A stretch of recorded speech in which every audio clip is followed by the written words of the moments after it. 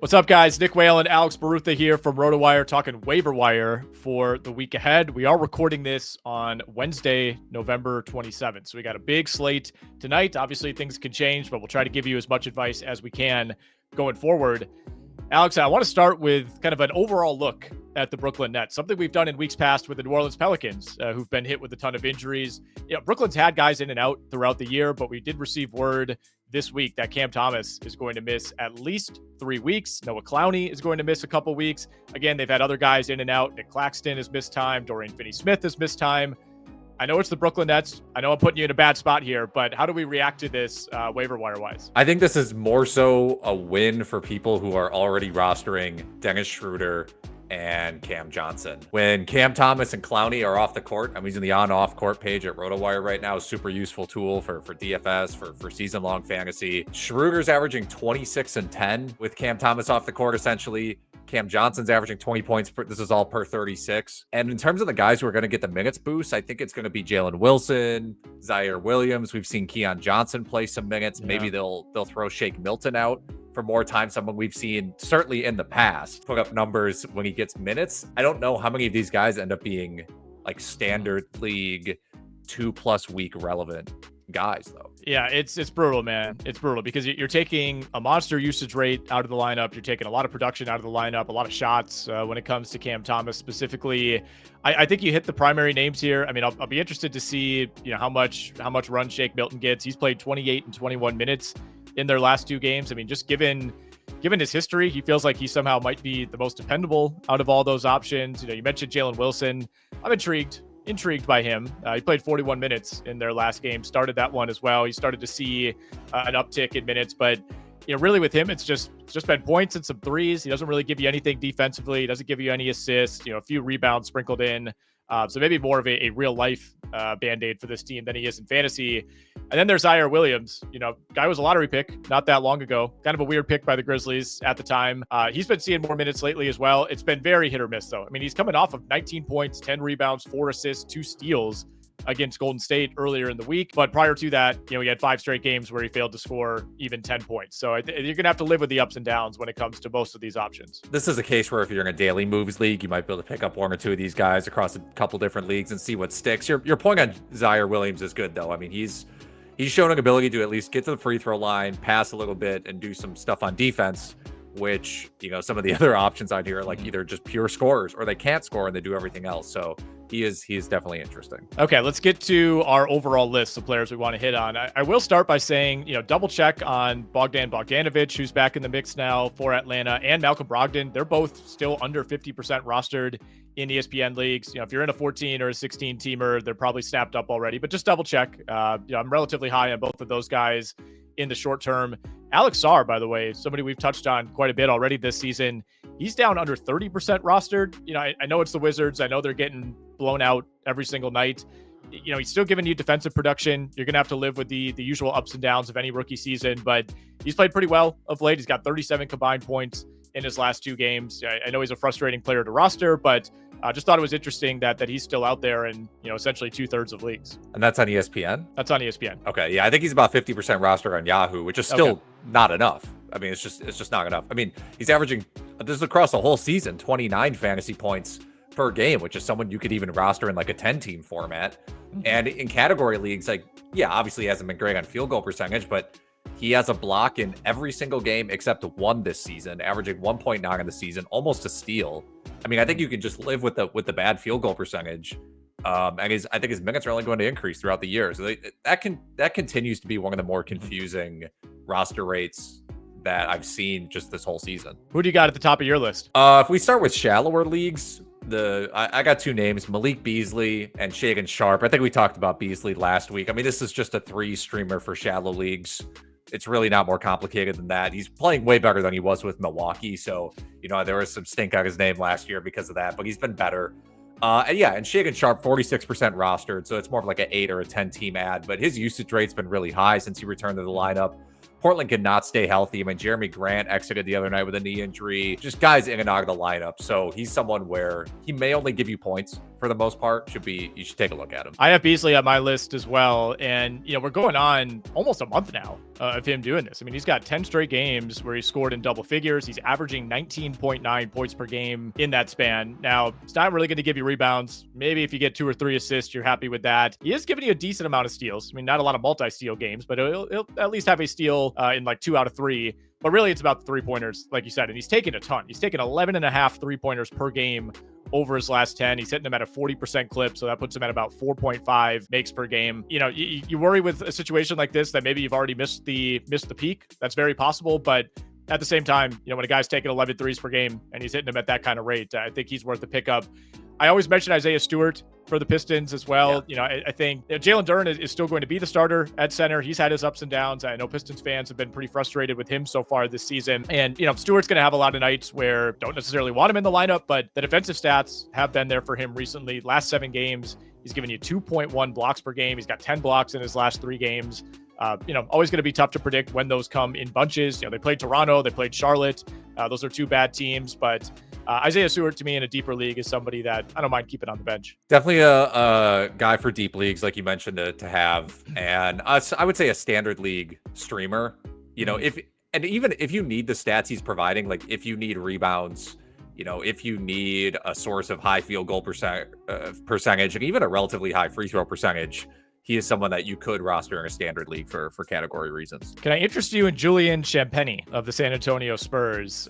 Spurs have had guys in and out, Wembanyama, Vassell, etc., over the last couple of weeks, but it hasn't really seemed to matter who's out there. Like he's still seeing 30 to 34 minutes on a lot of nights. You go all the way back to the start of the month. I mean, he's averaging over 30 minutes per game in the month of November. He's giving you 12.5 points, 5 rebounds. The defensive stats every now and then will be there. He's racked up a bunch of steals and blocks over his last 5 games or so.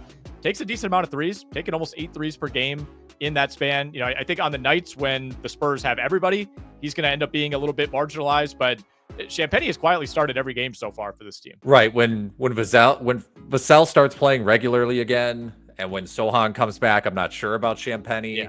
At the same time, you mentioned it, he's just been extremely consistent all season long. Like after a somewhat slow stretch, and he scored single digits a few times, he's been double digit scoring most of the season. Good source of threes. Certainly someone worth streaming in standard leagues and just having for the consistency in deep formats. I'll throw one more your way before we go back to your list. Last week we talked about the Dallas Mavericks being without Luka Doncic and, who fills in. Quentin Grimes has missed a game with an illness. Hadn't really played all that well, when he has been available. Klay Thompson's been in and out. But somebody who really has stepped up for them over these last few games has been Naji Marshall. He was in the starting lineup against Atlanta the other night. He's got 3 straight 20-plus point performances for this team. He's hit multiple threes in each of those games. Not somebody who gives you reliable defensive stats, not somebody who racks up assists, but if you're just kind of looking for baseline production in the short term, I think Naji Marshall looks like he's been that guy for Dallas. He and PJ Washington are like having out of body experiences right now.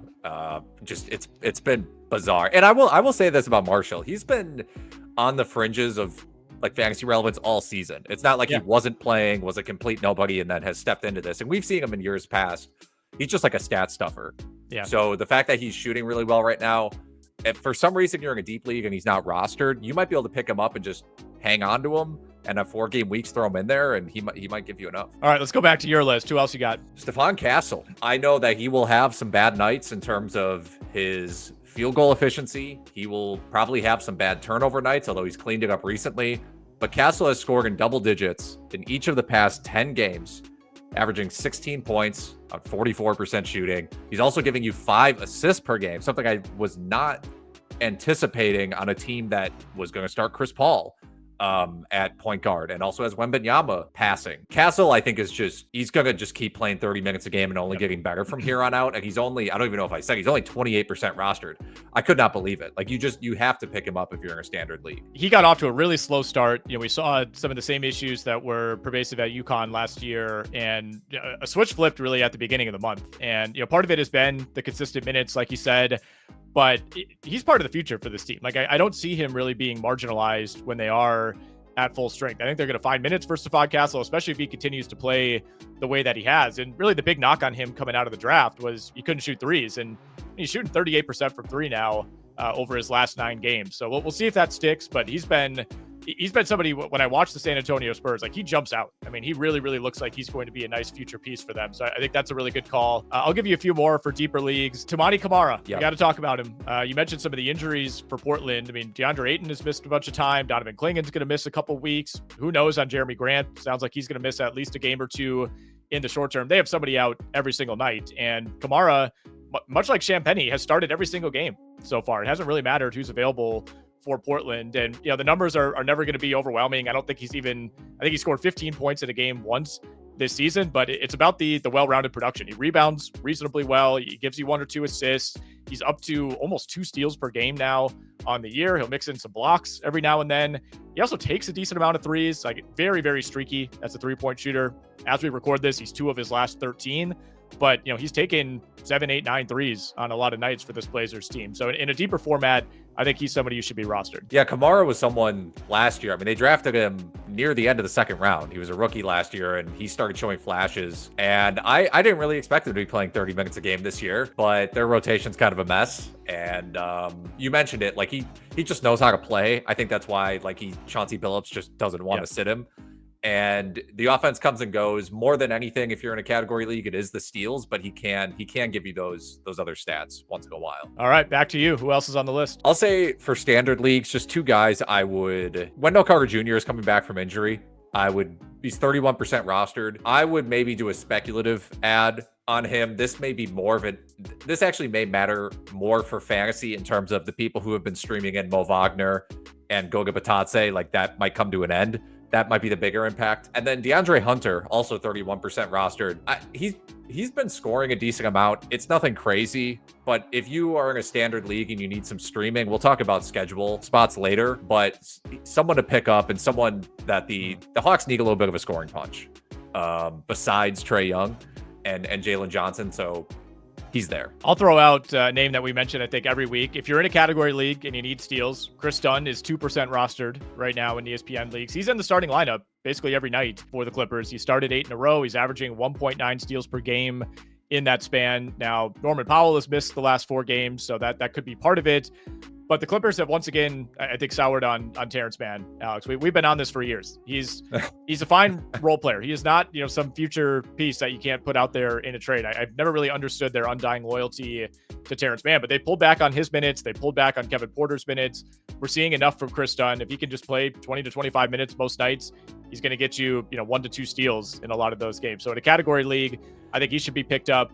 I also wanted to highlight just a couple more situations. You mentioned Wendell Carter coming back for Orlando. We have both Mark Williams and Nick Richards returning in the near future at some point soon for the Charlotte Hornets. Now, Mark Williams is 40% rostered. Nick Richards is under 10% rostered. I went out and picked up Nick Richards in our 16-team league this past week. I just don't trust Mark Williams to stay healthy. That's all well and good once he's back. How long is he going to stay healthy? Could there still be room for both of those guys? Like, Nick Richards doesn't necessarily need huge minutes to give you 8 points and 9 rebounds a night. They've never really played Mark Williams big minutes, even when he's been healthy. And obviously, they've now lost Grant Williams for the season. Yeah, Richards and Williams, assuming they are actually on the track that the Charlotte Hornets medical staff says they're on the track, which is returning soon, are fine pickups if you need big man stats. Like, you have a spot on your bench and you can just wait out maybe a few games of like minutes restrictions and stuff like that. I think that's certainly fine. All right, the last name I'll mention, and then you can empty your clip and we'll talk about some schedule spots, is I just want to highlight that Rob Dillingham is now actually playing minutes for the Minnesota Timberwolves. It has coincided with Mike Conley missing the last couple of games, so we do need to keep that in mind. But he played 24 minutes against Houston in an overtime game earlier this week, finished with 12 points, 5 rebounds, 7 assists. I just noticed that his roster rate was up. I get that as kind of a streaming option. I would like to see more Rob Dillingham. I think he's going to be a super fun player. I don't trust that the minutes are going to sustain once Mike Conley is back. I mean, maybe at some point Minnesota just decides that they need more playmaking, they need more creation, they need more scoring off the bench, because right now it feels like kind of a 2-man team with Edwards and Randall. So he's somebody to monitor, but I also think, rookie guards, especially of that archetype, don't tend to be great fantasy players. These score first players, they struggle with efficiency. They struggle with turnovers.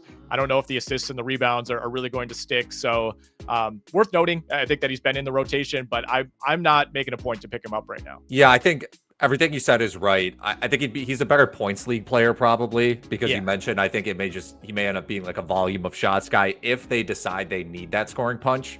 So I know I don't think points leagues and deep leagues correlate very much, but if you happen to be in like a 16-team points league, 18-team points league, he just has to be on your radar, as does anybody, with that kind of usage rate and that potential for minutes. Okay, give me the rest of your list, Alex, and then the schedule spots that you want to highlight for this week. I really only have two guys that I want to highlight. Miles McBride is only 10% rostered. He came back from injury. We know New York is maybe the thinnest team in the entire league. He's pretty inconsistent, but is like actually one injury away from probably playing like 35 minutes a game. So something to keep in mind there. And then I've been on Buzelis watch. 3% roster. I know Pat Williams has been out, but Buzelis has been playing real minutes lately. He hasn't done anything crazy, but if I'm in a league where, again, we're rostering a lot of players, we go 200 deep or something like that, I like the energy Buzelis brings for this team. He's a lot more fun than Pat Williams, that's for sure. And if the Levine/Vucevic trades happen at the deadline, this is like your stash potential right here. That you mentioned exactly what I was going to add, which is, there's that report in the Chicago Sun-Times earlier in the week that the Bulls are shopping those two. No surprise, right? I mean, I think Levine especially has been available for a while, and I think it makes sense for them to move on from Vucevic, who's been really, really good so far this year, both in real life and in fantasy. But yeah, it's like neither of those guys are a one-to-one positional match necessarily for Buzelis, but if they were to trade both of those guys, I mean, you're clearing out like 65 minutes a night in that rotation. And, I think they would really want to turn it over to the young guys. So I think that's a really good call. Yeah. Buzelis also, you don't think of him as a defender, but he's like a great deflections guy. Yep. Per 36 for the season, 2.1 blocks and 1.5 steals.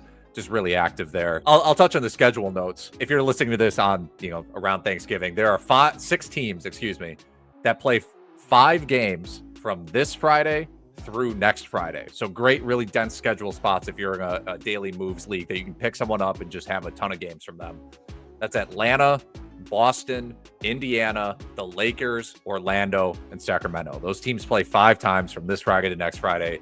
So some streaming options from those teams. I mentioned DeAndre Hunter already. Not a bad opportunity to give him a shot, see if it works out. Boston's got Sam Hauser if you need threes.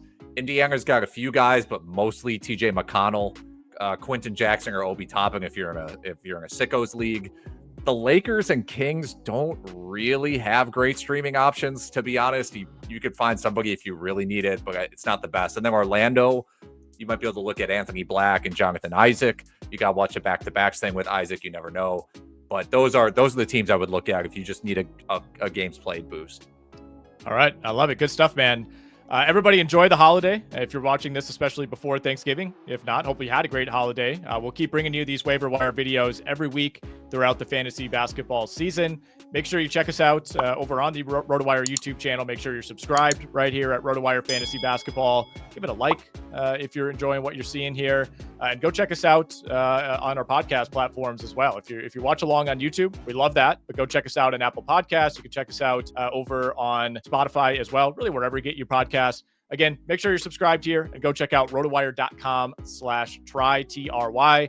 Free access to all the tools on our site. That's rotowire.com/try.